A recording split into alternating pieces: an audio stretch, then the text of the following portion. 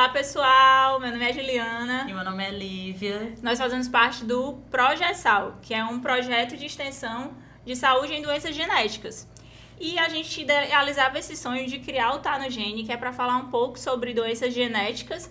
E a gente vai falar um pouquinho sobre isso com vocês hoje, não é isso, Lívia? Sim, era um projeto que era muito idealizado pela gente, era um sonho pra gente, apesar de ter alguns empecilhos, estamos aqui hoje apresentando nosso primeiro episódio, qual vai abordar um pouco sobre a doença de Gaucher.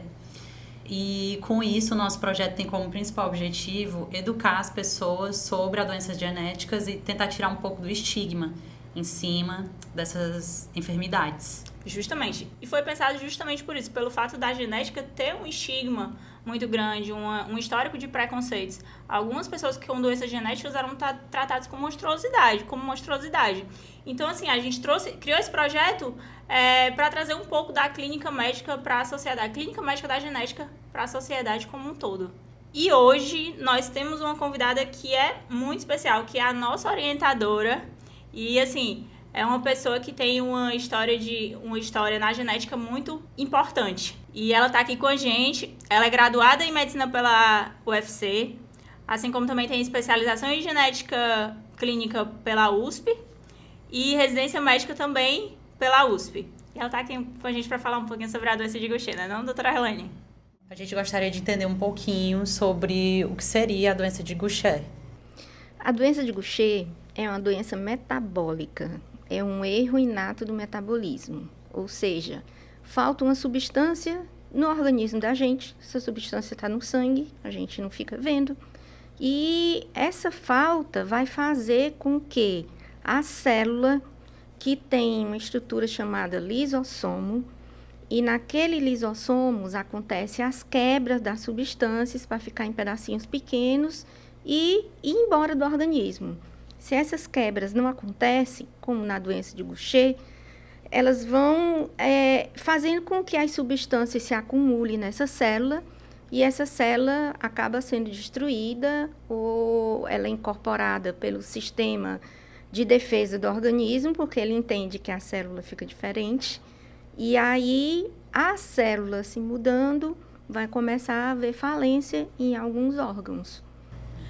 Doutora Laine, primeiramente, obrigada por proporcionar esses conhecimentos para a gente, né? Que é muito interessante para a nossa caminhada. E dentro disso, o que causa a doença? Por que o paciente ele nasce com essa doença? Qual é a etiologia dela? É assim, como a doença é genética, a pessoa já nasce com a marca do organismo, que é o gene que está alterado. Na maioria das vezes, a criança tem 2 genes alterados, porque recebe um do pai e outro da mãe que vem alterado. E aí, quem tem 2 manifesta a doença. Mas isso vai depender da quantidade de enzima que a pessoa vai ter. Por exemplo, você nasce com a doença de Gaucher, com a enzima mostrando que está alterada. Se você tiver bem pouquinha enzima, você pode ter o quadro clínico logo assim que nasce.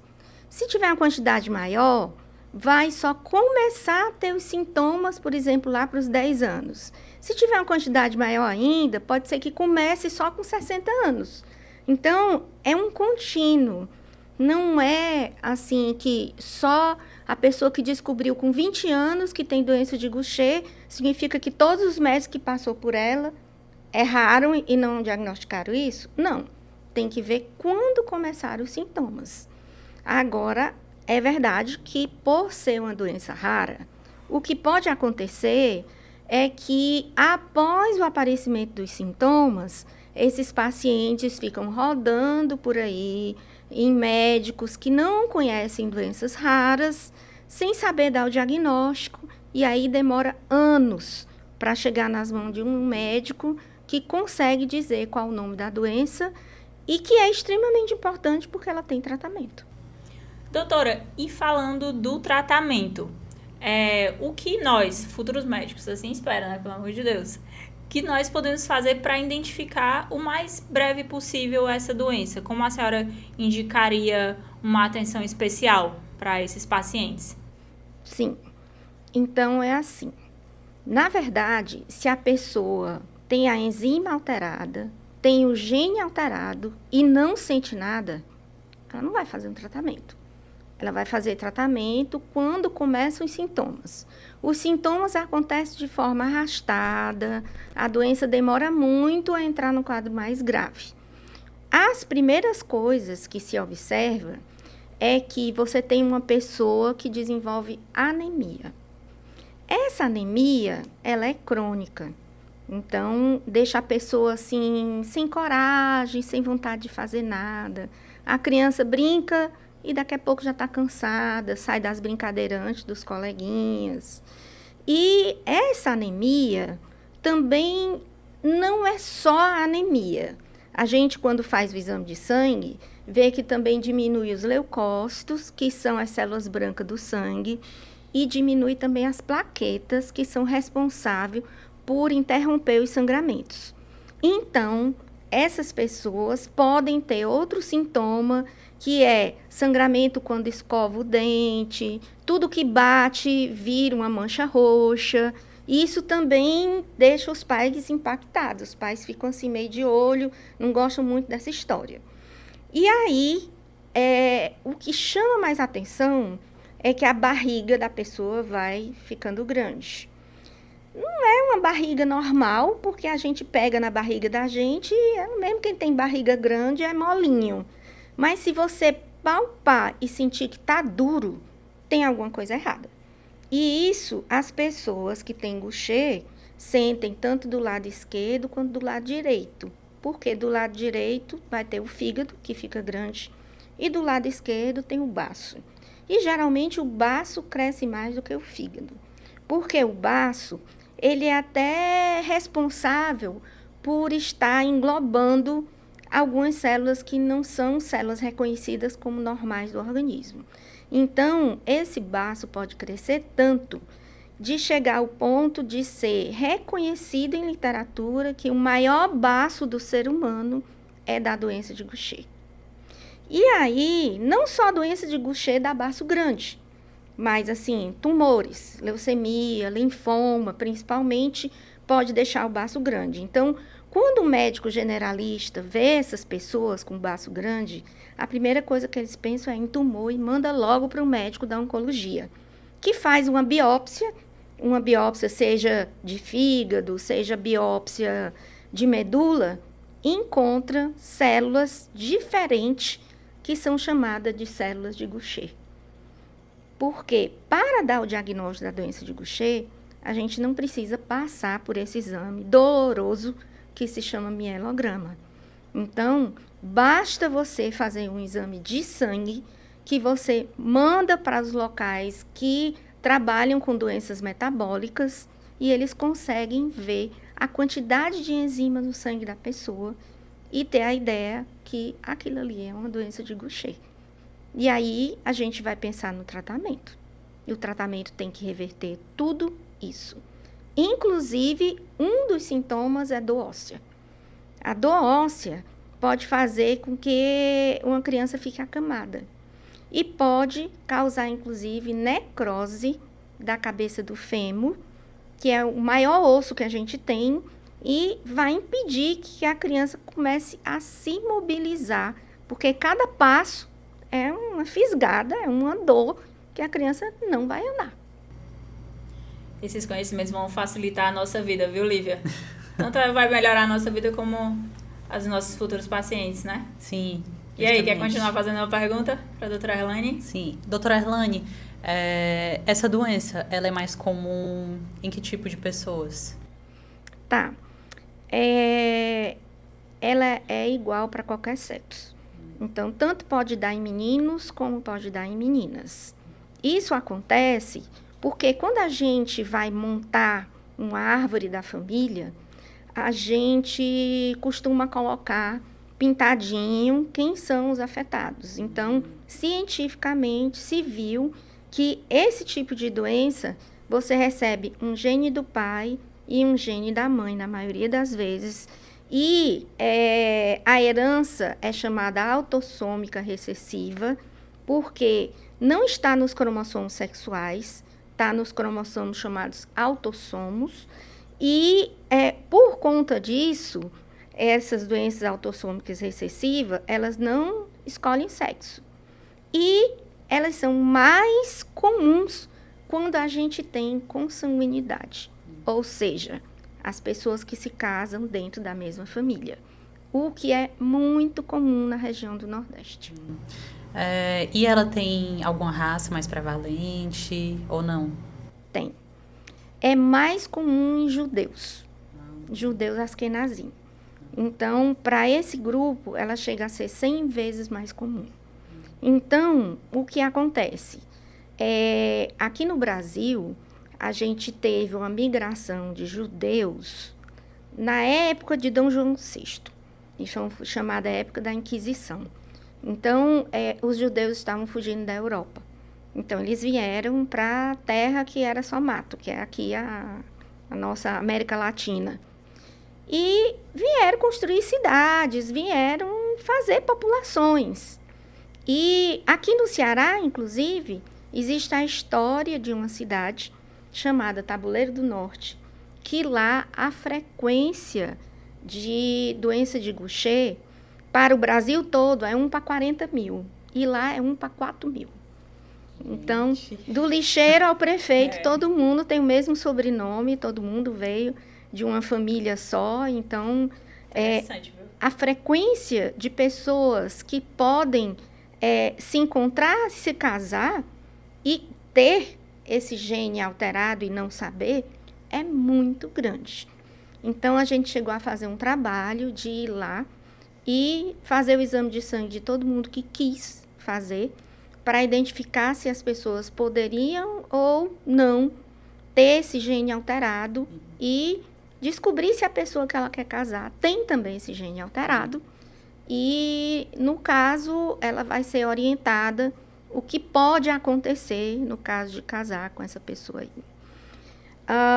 Hoje, a gente sabe que algumas populações judias ainda só se casam entre si, né? Existem grupos. Eu até ia perguntar sobre isso, se tinha alguma região além dessa cidade que também tinha uma frequência elevada. Aqui no Brasil, ela é a maior, mas pode existir em outras regiões, porque ainda hoje a gente tem comunidade de judeus que não usam telefone, que não usam tecnologia e só podem casar dentro da mesma comunidade. Então, isso vai predispor a algumas doenças genéticas que estão acontecendo. Então, hoje em dia, existem grupos de judeus que fazem teste de DNA nos seus filhos. E se virem que tem uma determinada condição grave, e os filhos prometidos, porque são mais ou menos 2 famílias amigas, que resolvem que seus filhos vão se casar. Mas se fizer o teste genético e cada um tem uma alteração genética para uma doença grave, eles não permitem mais que eles se casem, nem que eles queiram. Interessante. Doutora Erlane, e a gente sabe que a doutora Erlane, para quem não sabe, ela tem uma luta muito grande aqui no Ceará pelo direito de pessoas com doença genética obterem um tratamento, que normalmente são tratamentos caros e de difícil acesso. E a doutora Erlane faz um trabalho muito legal em cima disso. Doutora Erlane, dentro disso, como é feito o tratamento da doença de Gaucher e como foi feito o processo até conseguir o tratamento dessas pessoas pelo SUS? Bom, eu comecei a tratar Gaucher em 2004. Então, em 2004, a gente não tinha esse tratamento pelo governo e existia um grupo de pessoas que já tinham a doença, mas naquele tempo não era tão fácil conseguir o estudo com a enzima. Quando essa enzima ficou mais acessível, principalmente ao paciente do SUS, foi que começou a se descobrir mais pessoas. E foi o tempo que o grupo de genética do Rio Grande do Sul, da Universidade Federal do Rio Grande do Sul, o serviço de genética desse grupo começou a oferecer exames gratuitamente para qualquer local que tivesse atendimento de genética e que o geneticista entrasse em contato com eles e conversasse sobre isso. Então, a gente começou a fazer isso e o grupo de pacientes foi crescendo. E foi daí que a gente descobriu as famílias que estão em Tabuleiro do Norte. Mas a primeira medicação a aparecer foi a medicação de uma empresa multinacional, bem mais antiga, que até foi vendida hoje em dia, chamada Genzyme, e que ela foi a primeira a fazer, a partir de ovário de hamster chinês, a medicação, que é nada mais do que a enzima que falta no organismo da pessoa, que vai ser colocada na veia a partir de engenharia genética, e a pessoa vai receber essa enzima e o organismo vai fazer toda a metabolização que ele não consegue fazer sozinho. E esse tratamento é feito de 15 em 15 dias. Então, a pessoa estira o braço, bota um sorinho e recebe esse remédio. E ele tem uma ação maravilhosa. Então, diminui baço, diminui fígado, melhora a anemia, a pessoa começa a não ter mais anemia, as dores já diminuem, a parte também da plaqueta chega ao normal e a pessoa se sente normal e ela não tem nenhuma alteração, assim, que você pode entrar agora por aquela porta uma pessoa com doença de Gaucher e você não vai adivinhar qual a doença que ela tem. Então, ela passa despercebida na população. Sim. Aí, quando se tem uma doença genética, o mundo inteiro trabalha com doenças raras, que são doenças que foi pactuado que as empresas que autorizam que um medicamento possa ou não ser distribuído naquele país, por exemplo, FDA nos Estados Unidos, EMEA na Europa e Anvisa no Brasil. Então, essas empresas, elas, na hora que dizem assim, existe uma medicação para a doença de Gaucher. Doença de Gaucher é uma doença rara. Então, essa medicação é chamada órfã. E uma medicação órfã, ela tem a patente de ficar no mundo inteiro durante 5 anos, sendo a única a ser vendida. Depois de 5 anos, se quebra a patente. Aí que outras empresas podem fazer outras medicações para a mesma doença. Então, eu te falei que comecei em 2004, 2009, acabou a patente. Então, o que aconteceu? Apareceram outras empresas que fizeram a medicação e existe uma empresa chamada Takeda, que é uma empresa japonesa, que a medicação deles, em vez de ser em ovário de hamster chinês, ela é fabricada em células humanas. Então, isso vai diminuir a chance de você ter efeitos colaterais. Existe uma outra medicação, que é taliglucerase, que é a primeira escolha pelo Ministério da Saúde, que ela é feita a partir de plantas, e no caso eles escolheram a planta que determina a cenoura. Essa tem mais efeitos colaterais. E a outra, que é a da Genzyme, que agora chama-se Sanofi, e que ela não tem grandes efeitos colaterais, não. A maioria dos pacientes aceitam muito bem. Ela é colocada na veia durante 1 hora, é de uso hospitalar, mas pode ser feito em locais de posto de saúde, UPA, qualquer local que você tenha um médico e enfermeira que saiba fazer. Na pandemia, inclusive, nós começamos a fazer a medicação domiciliar. Então, hoje, tem pessoas que recebem a medicação em casa, vai uma enfermeira na casa dela, fica ali sentada durante 1 hora conversando com a paciente, enquanto o soro vai correndo, e depois tira e vai para casa. Então, é muito cômodo esse tipo de tratamento. E esse tratamento em casa continuou pós-pandemia? Continuou pós-pandemia. Sim. A senhora atualmente trabalha no SEIB. Como é a demanda desses pacientes lá? É muito comum? Olha, na verdade, eu vou te dizer que eu acho que hoje em dia, no estado do Ceará, nós temos mais adultos com doença de Gaucher do que crianças. O governo do estado do Ceará, ele dividiu assim, que para a doença de Gaucher, os adultos ficariam sendo tratados no Hemoce, no Hemocentro, porque lá tinha uma hematologista que tinha um grupo de pacientes adultos. E as crianças ficariam no nosso grupo do SEIBM.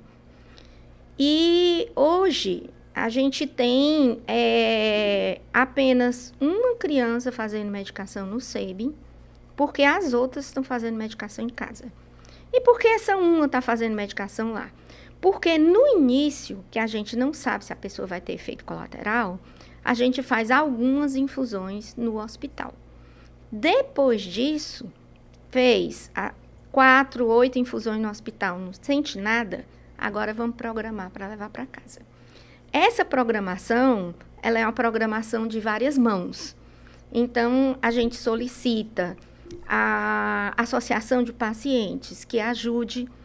Então, a gente chega a fazer visita na casa do paciente, no município, vê a condição do município, conversa com o secretário de saúde para saber se tem uma enfermeira e um médico que possa fazer as prescrições. Existe um programa que chama Saúde Mais Perto de Você, do Ministério da Saúde, que permite que o próprio SUS aplique essa medicação na casa do paciente. Mas, às vezes, a gente consegue a ajuda da própria empresa privada de bancar esse tratamento domiciliar. Então, assim, a medicação é vendida para o governo, mas a empresa ajuda a manter a enfermeira fazendo a medicação na casa do paciente. Bom, doutora Erlane, e em relação aos sintomas, além dos sintomas que a senhora já citou, tem algum outro, sim, pertinente? Sim. A doença de Gaucher, para ficar mais fácil para os médicos entender, foi dividida em tipo 1, 2 e 3. O que é isso? O tipo 1 é o tipo mais comum. E ele acontece geralmente por volta de 5, 7 anos de idade, mas aqui no Brasil a gente leva pelo menos 4 anos para conseguir dizer que é o diagnóstico. Ou seja, a jornada do paciente é ficar procurando um médico que diga o que a criança tem e passando de médico em médico, muitas vezes se leva 4 anos para chegar numa pessoa que explique para a família o que é que eles têm. Como é uma doença genética, todos os pacientes que têm essa doença devem procurar um médico geneticista para que eles possam explicar direitinho todos os detalhes da doença. No tipo 1, o mais importante as alterações do exame de sangue, que eu já falei, que era anemia, leucócitos baixos, plaquetas baixas. O fígado e o baço também grandes. Tinha uma paciente, inclusive, que o maior desejo dela era conseguir usar uma calça jeans. Porque ela tinha uma barriga tão grande que ela só usava vestido. A famosa barriga d'água que eu chamava no interior. Exatamente. E ela chorava porque ela ia na escola e o pessoal perguntava se ela estava grávida. Só que é uma menina de 10 anos de idade. Então, ela sentia, até porque a doença não dá retardo mental. E é um difícil controle, assim, com a família, né? Porque, às vezes, os pacientes não entendem. Eu lembro até que eu atendi com a senhora uma paciente com síndrome de Gaucher. Ela tinha perdido os movimentos da perna lá no SEIBM. E aí, a senhora tinha uma dificuldade com a mãe, que, às vezes, não entendia que o tratamento poderia não fazer o efeito que ela queria. A senhora até me falou exatamente, é uma doença de difícil relação médico-paciente também, né, doutora? O que acontece por ser uma doença crônica, às vezes o paciente acaba se apoderando das características e do manejo de como fazer as coisas mais do que o médico. Mas, na verdade, o médico, embora ele não pareça, ele tem muita experiência a partir das leituras, a partir dos congressos, dos treinamentos, sobre o que está acontecendo. Embora cada pessoa é diferente de outra, cada caso é um caso diferente, e se você coloca a mesma medicação em várias pessoas, elas podem todas reagir diferente. Então, o que acontece? Uma coisa que hoje chama muita atenção dos especialistas é o grau de osteoporose que esse paciente vai ter por conta da doença de Gaucher. Então, quando a gente trata criança, a gente já vê um paciente que demorou tanto tempo para chegar no especialista, que ele já chega com a maioria dos sintomas da doença, inclusive os sintomas ósseos. E a gente é obrigado a fazer dose máxima. Se eu não fizer essa dose, eu posso ter uma perda no crescimento desse indivíduo, que ainda é uma criança. Uma criança é um ser em desenvolvimento, não é um adulto em miniatura. Então, assim, se eu tenho um adulto que tem poucos sintomas, eu posso fazer uma dose, por exemplo, de 15 unidades por quilo. Mas se eu estou pegando uma criança que ela tem todos os sintomas da doença, eu vou fazer 60. Então, para mim, comprometer o osso vai para os 60 unidades por quilo. Então, por isso a gente tem muitos pacientes aqui fazendo essa dose aumentada, que foi a justificativa que eu dei para o pessoal do Ministério da Saúde, que me abordou durante algum tempo atrás, porque que no Rio Grande do Sul os pacientes tinham uma dose pequena e aqui a gente tinha uma dose tão grande. E aí eu expliquei para eles que lá eles têm mais facilidades com os exames, inclusive a gente manda daqui para lá, e eles conseguiam chegar no médico que dava o diagnóstico primeiro. E aqui, como demorava muito, então a pessoa acaba chegando numa fase mais tardia da doença. No tipo 2, ninguém faz tratamento. Por quê? Tipo 2 se manifesta antes de 1 ano de idade. A criança tem tão pouca enzima que a criança começa a ter convulsão por causa da doença de Gaucher.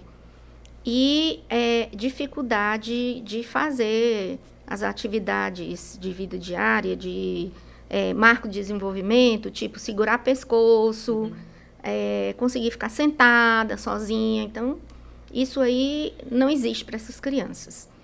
E como o tratamento é baseado numa enzima, a enzima é uma molécula grande, que ela não ultrapassa o sistema nervoso. Então, para essas crianças do tipo 2, o governo optou por não dar medicação. E mesmo assim, como a gente, como profissional, já teimou de fazer a medicação, e a gente viu que a medicação melhora do pescoço para baixo, mas do pescoço para cima a criança só piora. E a parte do sistema nervoso, sempre piorando, a criança acaba indo a óbito por algum motivo. O tipo 3 é um tipo mais raro. Ele é intermediário entre o 1 e o 2. Então, ele não é tão grave como o 2, mas também ele é um pouco mais grave do que o 1. Então, para esse tipo 3, a pessoa pode ter convulsões, pode ter alteração do movimento do olho, pode ter dificuldade para caminhar, porque tem distonia, que é uma alteração de movimento. Ela quer pegar a xícara, mas a mão não obedece direito, ela acaba derrubando tudo. E aí eu tinha uma paciente que quando ela ia andar, ela teimava de andar e caía, quebrou os dentes da frente e não conseguia pentear os cabelos, ia botar comida na boca, a comida ia para outro canto. Então, ela tinha que a mãe ficar cuidando de um tudo, cadeirante, na cadeira de roda. E aí, tomando uma medicação que é uma enzima, que passa a barreira hematocefálica, então não chega no cérebro. E aí, aconteceu no mundo todo que a empresa Genzyme, ela sofreu um boicote, a meu ver, e aconteceu um vírus na medicação que estava sendo fabricada. E ela teve que parar tudo que estava fabricando. Então, vamos chamar assim, a parte da ciência malzinha, que serviu para que o mundo inteiro facilitasse a entrada de outras empresas para dar medicação para os pacientes. E aí apareceu uma medicação via oral. Então, assim, para quem vivia indo para o hospital e tomar uma injeção, apareceu um comprimido para fazer em casa. E esse comprimido, ele, como é uma molécula pequena, é um tipo de açúcar, ele entra mais fácil no sistema nervoso e no osso, que as outras enzimas é mais difícil. Então, uma molécula grande para penetrar no osso é mais difícil. Então, essa molécula trazia uma melhoria para esses pacientes. Então, a minha paciente, que era tipo 3, que sem terapia, ela não atingiria a idade que ela tem hoje, ela tem praticamente 30 anos, quando a gente lê nos livros que paciente com Gaucher tipo 3 morre antes dos 20 anos. Então, ela já chegou nos 30. Mas, como ela começou a fazer as medicações numa fase tardia, para você ter ideia, ela tinha um baço tão grande que estava impedindo ela de respirar. E aí foi-se obrigada a tirar o baço. Fez uma cirurgia, tirou o baço da paciente. Só que quando você tira o baço de um paciente com doença de Gaucher, a doença agora vai ser mais grave para os ossos.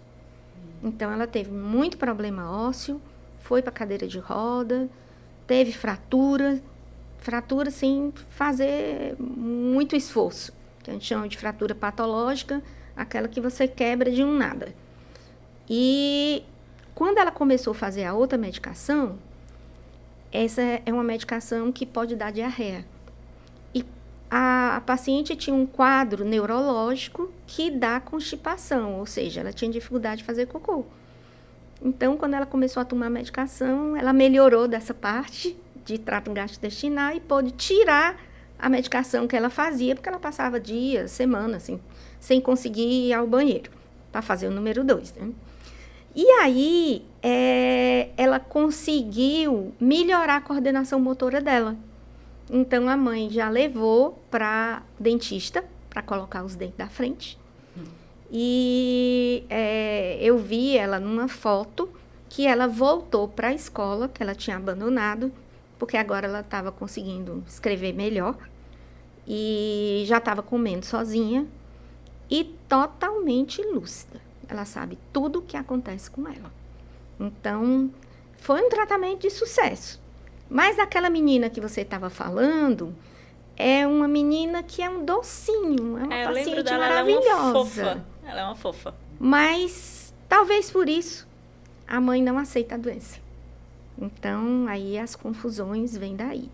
O que aconteceu? A gente conseguiu fazer um diagnóstico dela muito precoce. Então, ela foi diagnosticada por volta de 3, 4 anos. Mas a diferença entre a doença tipo 1 e tipo 3 não é através dos exames de sangue. Muitas vezes é através do exame neurológico. Então, a gente começa a fazer os testes neurológicos e eu descobri que ela estava com algumas alterações bem sutis da neurologia. E solicitei ao governo que, apesar de que a medicação oral só está permitido para as pacientes a partir de 18 anos, que a gente entrasse para ela, porque eu precisava dessa droga no sistema nervoso. Então, a ideia era, começamos uma paciente mais tarde, tipo 3, e começamos outra bem cedo. Então, quais as diferenças que nós vamos ver para ela? Que começou cedo, a gente espera que fique muito melhor. Qual é o meu problema em relação a essa menina? Porque uma menina de 4 anos de idade, ela cuspiu o comprimido. E aí ela não aceitava.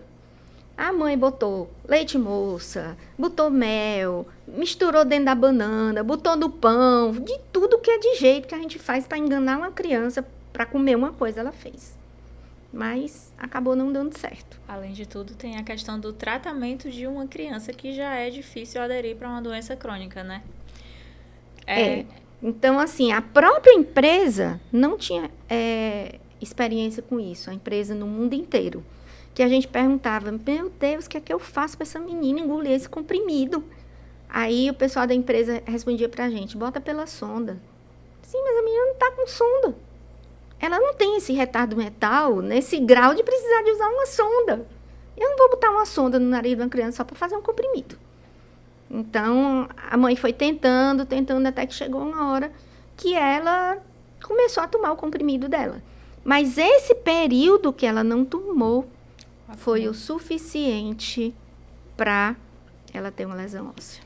Sim. E essa lesão não vem assim, ela deixou de tomar hoje, amanhã ela começa a ter lesão óssea. Não, pode se manifestar depois de algum tempo, meses, que isso aconteceu. Então, foi realmente um fato triste para a gente, que a gente não queria que isso acontecesse. Sim. Doutora Erlane, e o prognóstico desses pacientes a partir do tratamento, tem uma resolução de alguns problemas ou ele só é sintomático ali, ele vai tratar de não evoluir a doença? O prognóstico é muito bom, porque como os pacientes não têm retardo mental e eles fazem o tratamento e os sintomas melhoram, então eles acabam também não morrendo dessa doença. Então, é chamado uma terapia de sucesso. Então, a gente vê realmente a melhora do paciente a olhos vistos.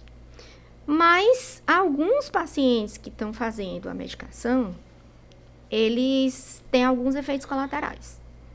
Quais são os efeitos? Bom, se eu tomar um Bactrim aqui, você tomar, a Lívia tomar, a Lívia pode ter uma diarreia, você pode ter um vômito e eu não sentir nada. Então, para qualquer pessoa, não existe medicação testada no mundo que todo mundo que tomou não sentiu nenhum problema por conta da medicação. Então, se me disserem isso, eu vou achar que é mentira. Que medicação não tem nenhum efeito colateral, não pode. Impossível isso acontecer. Quais são os efeitos que pode dar dessa medicação? A primeira coisa que tem que observar é se o efeito colateral é decorrente da medicação ou da forma que ela foi aplicada. Então, quando nós começamos no SEIB, a gente tinha vários pacientes que tinham efeito colateral. Qual era o efeito colateral? Tosse, sensação de aperto do peito, vômito, tontura, urticária, que são as manchas vermelhas no corpo. Como um monte de gente toma um remédio e fica com mancha vermelha no corpo. Mas, como é uma medicação que é dada na veia, uma medicação que deu, não tira. Não é como um comprimido, você diz, não tome o comprimido, a pessoa não toma. Depois botou na veia, botou. E vai resolver aí como é que é o efeito colateral. Antes de aplicar a medicação, a gente dá remédio para febre e dá remédio para vômito. E remédio para alergia. Para vômito não, para alergia. E se a pessoa tiver efeito colateral, a gente para a medicação que está na veia e pode ainda dar o corticoide. E praticamente 100% dos pacientes conseguem tomar sua medicação. Bom, como eu tinha falado antes, a medicação que é feita em seres humanos é a que menos dá efeito colateral, nunca ouvi falar de um efeito colateral dela. A medicação que é feita em ovário de hamster chinês, pouquíssimos efeitos colaterais tem. E a medicação que é feita na cenoura é que tem mais efeito colateral, porque a cenoura é o que é mais diferente do ser humano. Então, algumas coisas na medicação vai ser diferente, mas sim, o paciente acaba se acostumando a isso. Mas a enfermeira que está aplicando é um vidrinho que você tem que misturar com a água. Ali você tem que misturar lentamente, rodar o vidrinho e não saculejar, que ali tem proteína. Se eu saculejar, eu quebro a proteína e quando eu for infundir na pessoa, ela vai ter reação àquilo. Então, ali você tira a medicação do vidrinho e bota no soro. Então, naquela confusão de que o SUS tem muita gente para atender, corre que ainda tem mais não sei quantos, o que eles faziam? A enfermeira sobrecarregada. Tirava de uma vez, fazia prá, lá no outro, e chega a subir a espuma. Ali, as famílias até já aprenderam que quando tinha espuma, ia ter efeito colateral. Quando não dava espuma, não dava efeito colateral. Então, chegou à conclusão que era a maneira de aplicar que dava efeito colateral. Então, isso a gente sempre deve perseguir. O paciente está tomando uma medicação na veia e está tendo problema, está ficando com a pele vermelha, está ficando com tosse. Para a medicação e vai ver como ela foi feita. Uma medicação correta, manipulada corretamente, na hora que você mistura no soro, você nem vê que tem medicação ali.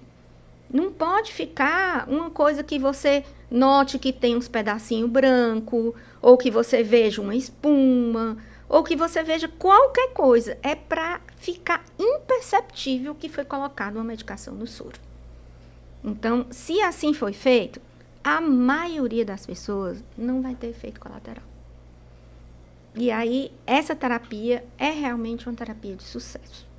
Primeiramente, que tarde enriquecedora, né, Lívia? É, realmente. Muito obrigada, doutora Rani. Com certeza a gente sai daqui com muito mais conhecimento do que entramos pelaquela porta. E continuando agora que a gente falou bastante sobre doença de Gaucher, eu quero que a senhora falasse um pouco da sua trajetória na genética médica aqui no Ceará e também falasse um pouco desse evento aqui que a senhora participou, que é sobre doença de Gaucher também. Tá. Esse aqui foi no Rio de Janeiro, em 2004, que foi um dos primeiros treinamentos de doença de Gaucher que eu fui, porque a empresa, quando ela tem um médico que trata a doença que ela está produzindo medicação, ela mesma convida os médicos para treinamentos. E esses treinamentos eram maravilhosos. Por quê? Eles vinham desde o iniciozinho, como é que funciona na célula, e ia cobrindo todos os fatos médicos referentes à doença. E terminava explicando o que a empresa tinha para oferecer aos pacientes. Por exemplo, a empresa ela tem sites na internet de apoio ao paciente, de apoio ao médico. Então, os treinamentos, eu não recebi nenhum treinamento do governo para doença de Gaucher. Então, assim, minha trajetória de doença de Gaucher foi se atualizando a partir dos treinamentos de várias empresas que trabalhavam com a doença de Gaucher. Então, esses treinamentos foram fundamentais, porque a minha turma foi a primeira da Faculdade de Medicina da UFC que não teve genética. A minha turma era de 1983 que eu entrei. Então, a turma de 83 até a turma 2000, todos os médicos do estado do Ceará foram formados sem genética. Então, eu nunca ouvi falar dessa doença. Por isso que eu é a vou começar profissão que essa tem doença? menos médicos, assim, teve esse déficit, foi assim? Menos médicos geneticistas, né? Mas na verdade, eu acho que não.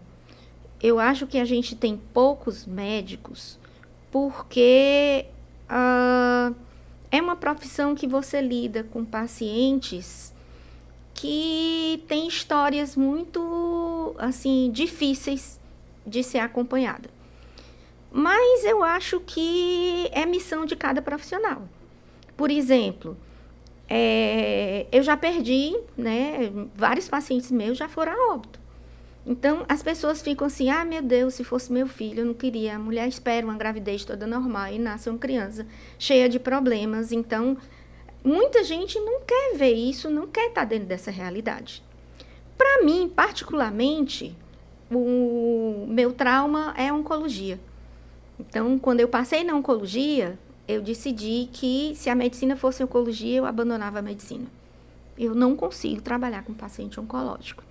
E eu posso escolher, esse paciente eu não quero. Então, assim, eu acho que poucos médicos têm o seu psicológico no lugar centrado para estar atendendo pacientes com doença genética e ser feliz com isso. Porque é muito cansativo. Às vezes você tem um paciente, como a gente atendeu um paciente hoje, que o colega estava explicando sobre a doença e aí falou assim, olha, o crescimento da sua criança está dentro do esperado. Aí a mãe pergunta, e o que é esperado? Eu disse, como é? Ela não sabe o que é esperado. Então, às vezes a gente não sabe nem como chegar para abordar. Aí ela sai e entra na porta uma pessoa que é de gueto de droga e com tornozeleira e tudo, que sai e entra uma pessoa que tem Unimed, mas que os médicos que estão no hospital público não têm Unimed, ela quer ser atendida por eles, então acaba indo para o hospital público. Então a gente fica assim, cada um que entra na porta é uma novidade. né? Para quem gosta de novidade, tá show, né? Mas a gente termina morto de cansado. Eu acredito. E, inclusive, quando a gente estava pensando no podcast, o nome tá no gene, a gente falou exatamente sobre isso. Tu lembra, Lívia, que a gente falou que a profissão da genética médica dentro da medicina é esquecida, entendeu? Assim, não é um assunto que é falado comumente. E o tá no gene é justamente para falar que tá entre o povo, tá no gene, tá na boca do povo, e a gente vai falar sobre isso, vai mudar um pouco esse paradigma com uma ferramenta que é muito acessível, que é o podcast. E iniciamos com chave de ouro, que foi com a doutora Arlene. E a gente até tinha escolhido o tema de doenças de Gaucher, né? Porque como hoje o Ministério da Saúde está valorizando a política de doenças raras, existem muitos grupos trabalhando com doenças raras e começaram a colocar o dia da doença X, o dia da doença Y, e esse mês, né, que a gente está agora, existe um dia que é para conscientização da doença de Gaucher. Maravilha, doutora Arlene, muito obrigada, viu, pela sua presença, foi um debate enriquecedor. Bom, então, meninas, foi um prazer estar aqui, foi uma grande surpresa, eu adorei essa tarde, foi uma experiência nova para mim, e eu espero que esse momento de vocês, né, que vocês idealizaram isso aqui, tenha sucesso nas próximas palestras que com certeza virão. A gente vai contar com a senhora para fazer o nosso relato de experiência baseado no podcast. A senhora já está convidada, confirmada, já está... Bom, para mim é um prazer estar ajudando as meninas, porque vocês com certeza vão ser excelentes médicos. Então, pessoal, esse foi o nosso primeiro Tá no Gene, com a nossa convidada especial, a doutora Arlene. E vocês aguardem que vem novidade, vem novos temas, vem novas doenças que a gente vai trazer para cá como debate para vocês. O próximo convidado é o Dr. Wallace, que trabalha com a doutora Arlene, né, doutora Arlene? E aguardem aí que vem novidade para vocês. Obrigada, pessoal.